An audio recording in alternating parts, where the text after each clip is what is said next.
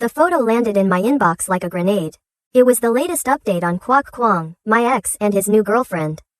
She was on his lap, her legs wrapped tightly around his waist.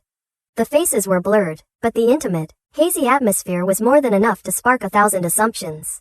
Based on what my friend had told me, I knew the girl in the picture definitely didn't want it to be leaked. So I added a few expressive stickers, posted it on my social media, and shot a message to my friend. Han, Quoc Cuong is making a comeback. Remember to split the money. Han lived in a different time zone, but her daily schedule was almost identical to mine in the US.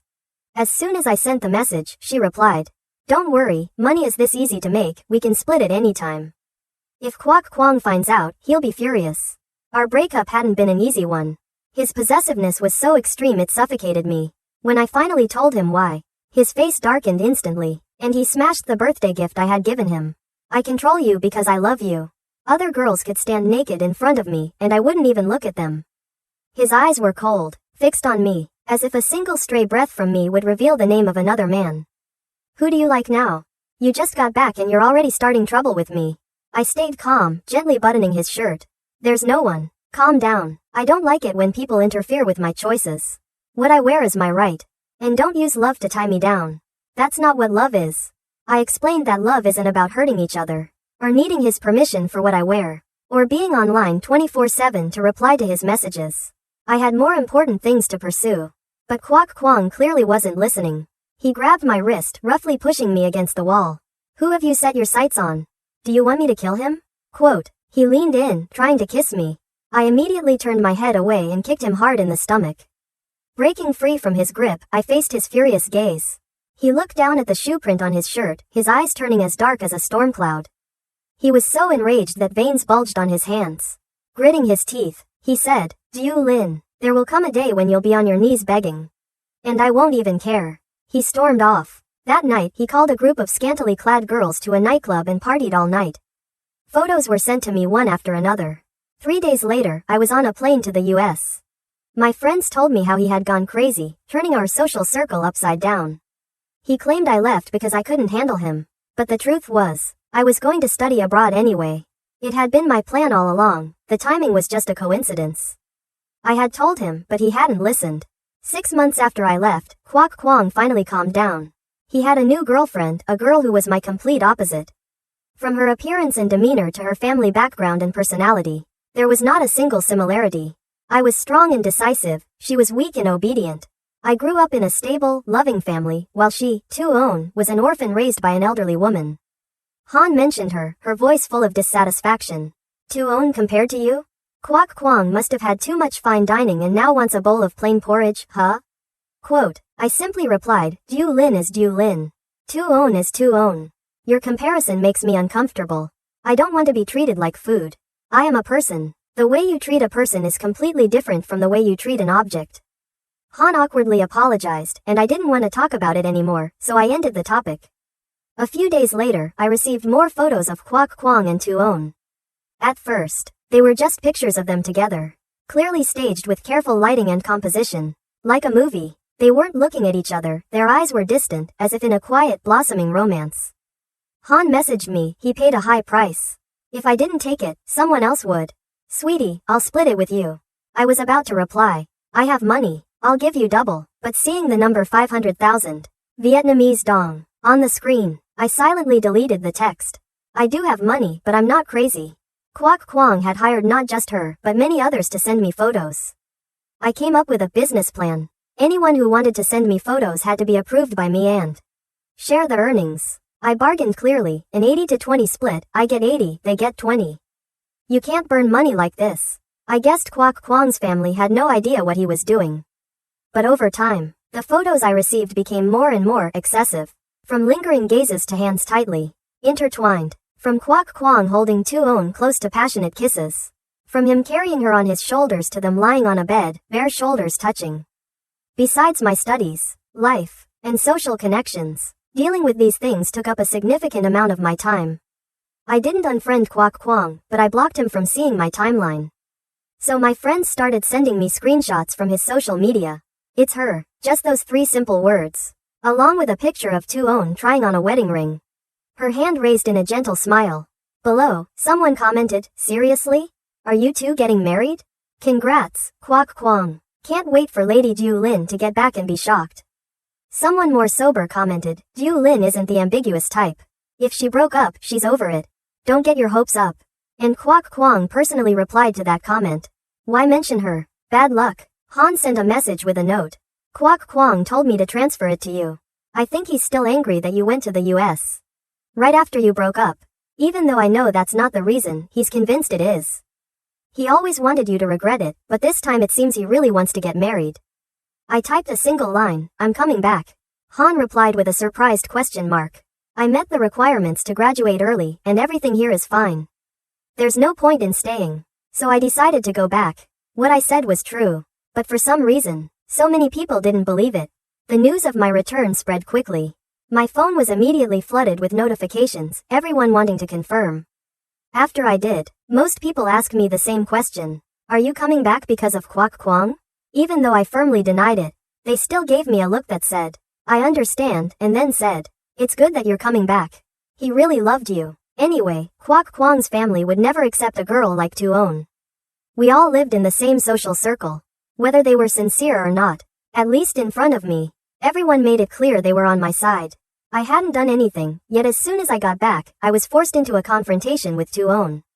That evening, there was a small party. It's been a long time, everyone wants to get together, Han messaged me. I hadn't seen everyone in a while, so I agreed without much thought. When I arrived, Han came out to greet me. She looked me up and down, raising an eyebrow. A lot of people were waiting for you to cause a stir, but you're dressed so simply. I was wearing a long white dress, gently cinched at the waist. A minimalist design with a refined cut. I smiled at her, said nothing, and held her hand as we walked inside. As soon as I entered, I felt countless scrutinizing eyes on me. I turned to Han, and she shrugged helplessly. Gossip is everywhere. You know that. I was about to say something, but the words caught in my throat. I suddenly understood why there were so many strangers here today. Because of Quoc Cuong. He was standing on the second floor, looking down with a cold gaze. All I had to do was look up to meet his eyes. He was wearing a black shirt. The buttons, as usual, not fully done up, revealing a patch of his pale skin. The light from above made it hard to see his face clearly, but he was probably not in a good mood. I tilted my head and whispered, why is he here? Quote, Han anxiously waved her hands. It's not my fault. I honestly didn't know he was coming. They said he wanted to surprise you, and I was just as surprised as you were. Just then, my phone buzzed with a notification from our group chat. The group was buzzing with gossip, all kinds of comments popping up constantly. Quoc Cuong said he wasn't coming. But his body is honest, Ju Lin. Be brave and love, get back into his arms, even though Quoc Cuong brought his girlfriend. He still can't get over you. There were too many comments like this to count. I truly didn't understand what I had done wrong to make everyone think I would be a homewrecker. I immediately messaged the group. Please don't say things like that. Quoc Cuong and I are in the past. If I still liked him, I wouldn't have broken up with him. I know you all care about me, but he has a new girlfriend. I hope you can respect their relationship, respect her, and respect my choice. These words make me very uncomfortable. Please don't continue. I really don't like it. I sent the message and asked Han to add everyone. I don't know if it had any effect, but for a few brief seconds, the chat went silent. I lowered my eyes and a scene from the original novel flashed in my mind. In the story, when the male lead's first love, his white moonlight, returns, the domineering CEO, still not understanding his true feelings for the female lead, Tu Oanh, angrily attends the party. He doesn't even notice that Tu Oanh is sick. At the party, he repeatedly says hurtful things to me, completely oblivious to Tu Oanh who is curled up in a corner. Uncomfortable. After I leave with tears in my eyes, Quoc Cuong abandons Tu Oanh to chase after me.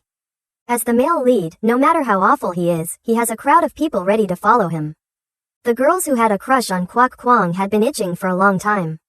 They couldn't touch me, so they found a way to take it out on the helpless Tu Oanh. She was locked in a room, her phone at 3% battery, calling him until it died, but she couldn't reach him. Almost 50 hours later, he finally remembered her. Thinking of that scene, I didn't hesitate. I quickly walked up the stairs. Just as I was about to push the door open, a hand suddenly blocked it. Quoc Cuong stood in front of me, his face and voice both cold. My girlfriend is resting inside. Rushing in like this, isn't it a bit rude? He intentionally emphasized the words, my girlfriend, his gaze icy. His expression unpleasant. I took a step back and gestured for him to open the door. Then you open it. She's sick. Quoc Cuong sneered, his eyes filled with mockery. Lin, do you think everyone is stupid? Whether she's sick or not, is it up to an outsider like you to say? Quote, I took a deep breath and didn't argue. Quoc Cuong, I don't have time for your mind games. The door is locked. Tu Oanh is sick. If you don't care, get out of the way. I forcefully pushed his hand away and twisted the doorknob. It wouldn't open. I turned to Han. Han, can you help me get someone to open the door? Quote, she still didn't understand what was happening, but she nodded and immediately turned to leave. I pressed my ear to the door. Tu Oanh, are you still awake? Quote, a faint, weak voice answered from inside. It was so soft I had to strain to hear. I asked my friend to go get someone to open the door. They'll be here soon. Don't worry. I took out my phone and called 911. Throughout the call, Quoc Cuong didn't say a word, just stood silently behind me. Even without looking, I could feel his eyes fixed on me. Han quickly returned with a locksmith. The door swung open, and Tu Oanh collapsed on the floor. Her eyes like a small, wounded animal, whimpering softly. Her phone was dead, but she was still holding it tightly. I reached out and touched her forehead, it was burning up. If she had been running a high fever for dozens of hours, she would either die or be left with a permanent disability. The author had given her the halo of the female lead but made her endure so much pain just to win. Quoc Cuong's love. I leaned down to try and hear what she was mumbling. Her voice was weak and fragmented. Grandma. Quoc Cuong. So uncomfortable. She had never met her biological parents and was raised by an old woman. Even at a moment like this, her mind was still on those two names. Her only family and her fated male lead. Quoc Cuong stood at the door, his eyes dark, his emotions unreadable. I turned to him and said, carry her. The ambulance is almost here. He paused, then curled his lips into a disdainful smile. Lin, is this how you're trying to get my attention? She's not a toy for you to use. I didn't answer. I just bent down to help Tu Oanh sit up, using my knee as a support to lift her whole body. I held her horizontally, my voice firm and clear. You're overthinking it. A man like you, it's a waste of my time. If the male lead is a person like you, I'd rather be the male lead myself. Honestly, you're not as good as me. Han rushed over, out of breath. Sweetie, the medics are here. She sensed the tense atmosphere and immediately tiptoed closer, whispering teasingly, you're so strong. Lin, totally masculine. I replied calmly, masculine? I'm a girl. You should say powerful femininity instead. I continued, there's no need to try and make a clear distinction between male and female. How you are as a woman. That's the definition of a woman. If you're strong, you're a strong woman. If you're weak, you're a weak woman. If you eat a lot, you're a woman with a good appetite. If you eat a little, you're a woman with a small appetite. That's all there is to it. Quoc Cuong stood still, his eyes dark, his face terrifyingly grim. Lin, you've gone too far. My patience with you has a limit. To get Tu Oanh to the ambulance faster, I ran down the stairs with her in my arms. My 8-centimeter heels practically sparking with every step.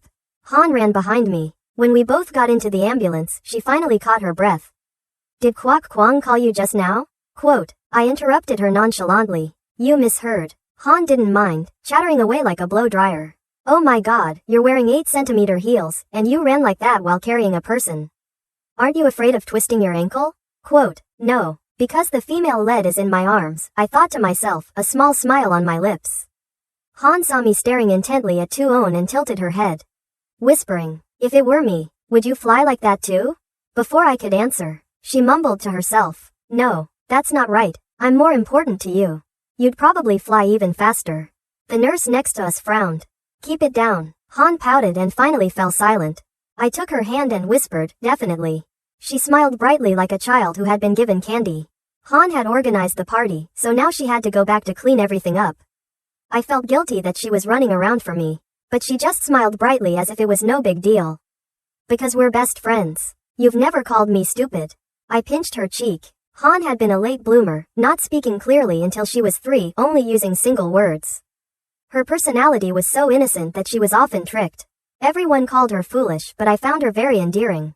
I once heard a saying, some small creatures are on Earth for the first time, so they still retain the innocence and purity they had as little animals. Han was always obedient. She listened to everything people said and always looked at me with a focused gaze, as if I were a source of light. In the novel, I was the male lead's first love, the evil female antagonist who was never loved. And she was just someone who blindly followed me. But in real life, she was my friend. Because she was my friend, she was willing to do so much for me. Quite a performance. A low voice rang out. Quoc Cuong arrived late, leaning against the doorframe. On his face was a nasty smile, and he clapped slowly in a lazy, mocking way. Do you want my attention so badly that you'll resort to any means necessary? Quote. I immediately stopped smiling. A person like Quoc Cuong had probably been reincarnated hundreds of times and was wicked and treacherous in every life. No wonder people hated him so much? I said indifferently, I'm afraid of holes. I'm afraid of people with a bunch of holes in their heads. Quoc Cuong raised an eyebrow, clearly not understanding what I was saying. He just stared at me intently as if I were an interesting painting. I looked back at him and slowly said, I hate people like you the most. With a twisted mind and a heart full of schemes. I'm not stooping to your level, so go take care of your girlfriend. I turned and walked away without looking back. But Quoc Cuong suddenly changed his expression, took a long stride, and blocked the door. Stop right there. He leaned in close, his hot breath on my face, making me instinctively back away. Du Lin, are you jealous? Do you remember what I told you? Even if you're on your knees begging, I'll never want you again. He said it with a tone of certainty. The muscles under his shirt taut, as if they could explode at any moment. I couldn't help but laugh out loud. Excuse me, this is a hospital. If you're uncomfortable, don't hesitate to see a psychologist. Quoc Cuong looked at me for a long, deep time. Then he slowly opened his mouth, his voice filled with confident determination. Du Lin, I'm getting married. I paused, turning to look at the unconscious Tu Oanh on the hospital bed. Quoc Cuong, if you're not ready, I advise you to think again. But if you're determined, then treat her with all your heart. Even now, I still don't understand why the female lead has to pay so much pain for love. There's nothing wrong with wanting to be loved. Bravely pursuing the one you love, and being willing to share the ups and downs with them is even more admirable. But if the female lead is even slightly irrational, she'll be torn to shreds by readers. What about the male lead? He's always exempt. When he's cold and heartless, no one says anything, but when he has a change of heart, he's praised as a mature man. As long as he's a little handsome, a little rich, and sleeps with a new person every day, as long as he has one fated person, someone in the story will always defend him. But women don't have that right.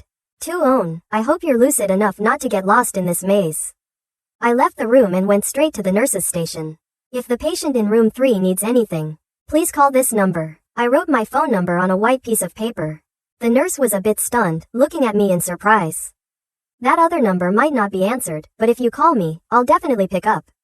Quoc Cuong had already arranged for his information to be listed as the primary contact in her medical records, but I knew he always put Tu Oanh last. Many calls would go unanswered, many messages would be unread. In the novel, this scene was a climax of a heartbreaking plot. Tu Oanh was in the hospital while Quoc Cuong was with me. If I didn't know anything, I could have ignored it, but once I knew, I couldn't just stand by. I smiled at the nurse. I'm bothering you and adding to your work. I'll send you a thank you letter later.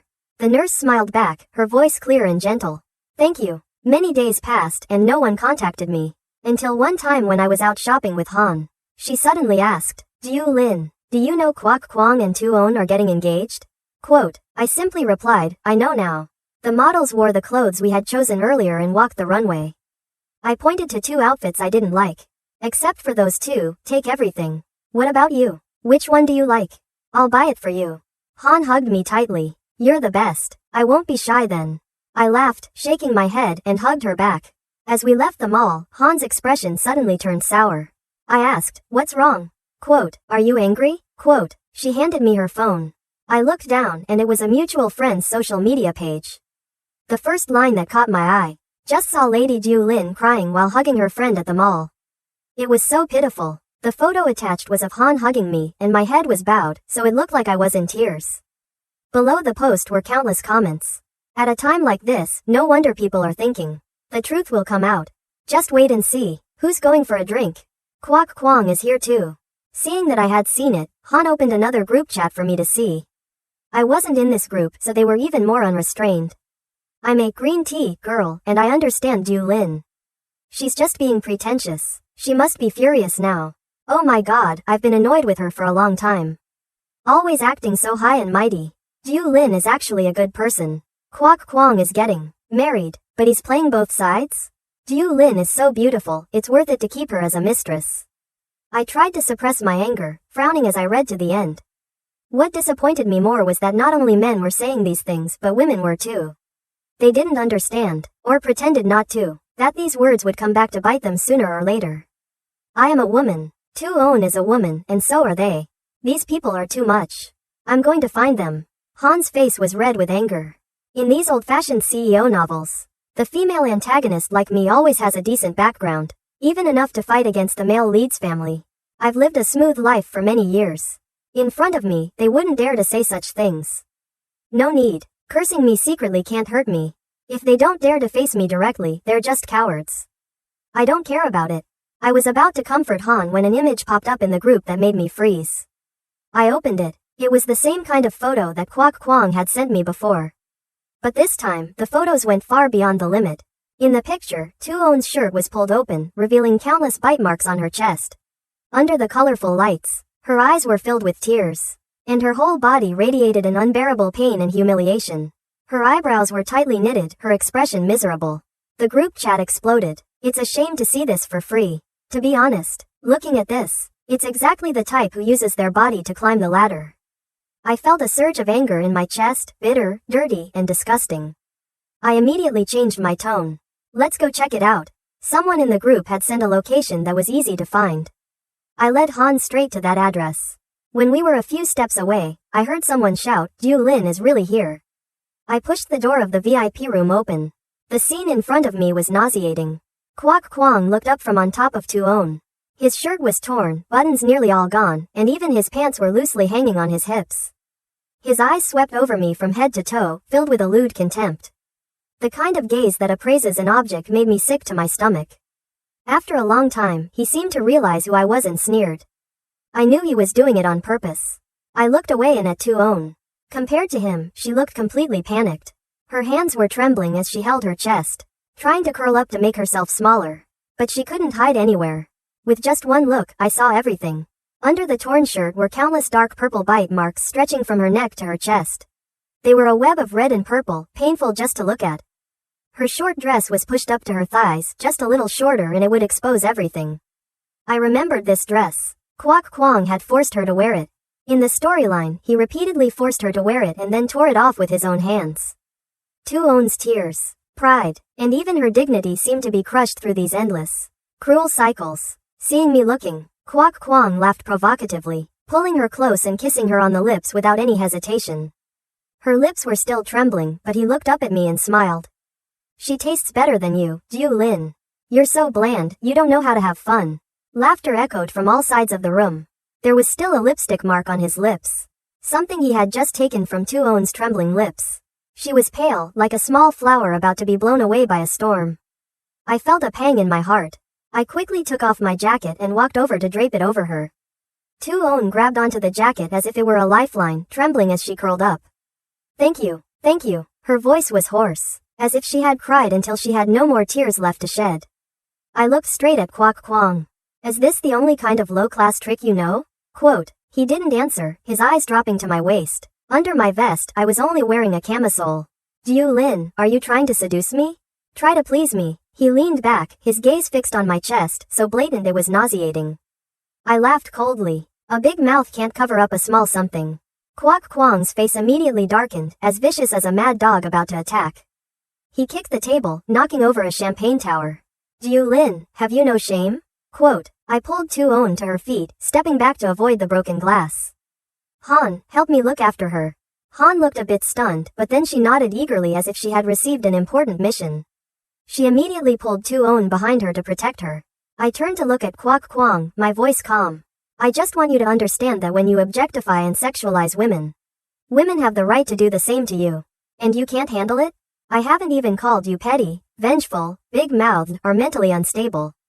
Oh wait, at least the mentally unstable have a reason, you don't. You were my ex-boyfriend not because you're so great, but because my ancestors' graves were blessed. But blessings run out, and your small mind will always stay that way. So what if you break glasses? You're so scary? Learn from me. I'm facing scum like you and I'm not even angry. I'm sitting here talking sense. That's real strength." Quoc Cuong got up, veins bulging, his face twisted like a demon's. He lunged towards me. Fearing for Han and Tu Oanh, I stepped forward to block him. "You dare to lay a hand on me? That's assault. My lawyer is right outside the door and there's a bunch of reporters outside the bar. Go ahead, try. I glanced at the people around me. And what are you all doing? Watching a show? I'll tell my parents to cancel all collaborations with your families and explain exactly why. As soon as I finished, Quoc Cuong froze, his fists clenched, but he didn't dare to act. People around us started to intervene. Every word of mine was like cold water thrown on him, reducing his 10 out of 10 rage to a 1. Because he wasn't the Quoc Cuong from the novel yet, the one who controlled the entire financial world and had swallowed my family's business.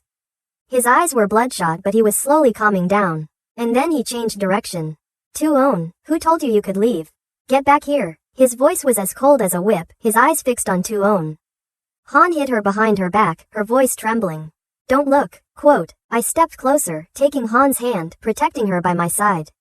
I looked at Tu Oanh and asked softly, do you want me to take you away? I can pay your debt.